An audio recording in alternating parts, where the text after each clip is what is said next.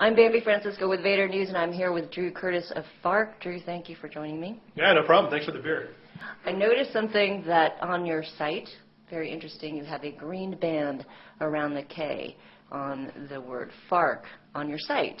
And of course, I think most people are starting to understand that the green band represents Hussein Mousavi, who they're calling the Gandhi of Iran.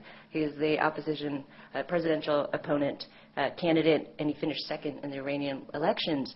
And so by putting up this green band, you're basically taking sides. Is that what you're doing? Yeah, it's been an internet movement for the past week or so, and we debated it internally because normally we don't get involved in these kind of things because, most of the time in politics we're pretty much, stand back, don't worry about it. Like, I wouldn't put up a McCain sticker and Obama sticker because, those are, they both have some good things that they want to say during the election. The problem is in this case, though, is that you have, on the one hand, you have a guy who wants some change for his country. Okay, fine, that's all good. On the other hand, you've got a guy who advocates destroying his rival nations and genocide. So it's a pretty easy call to make to go against that douchebag. Okay, so that's pretty clear. It's okay to take sides in this case. Yeah, like I said, it's hard to defend the guy. He's a jerk. Okay, so some bloggers have been talking about that they have been using Fark as a source of information to get information about what's actually happening in Iran. So Fark as well as Twitter. Is that what's happening, and how is Fark becoming a source of information? Yeah, in fact, and this has happened several times over the last 10 years that we've been in existence, where we've had to switch to real news in the event of something happening. And in this particular case, somebody forwarded me an email that was sent to them by another journalist friend, and it was basically sent to other journalists to tell them where they should be finding information on the story, since everybody's understaffed and nobody has a foreign bureau anymore.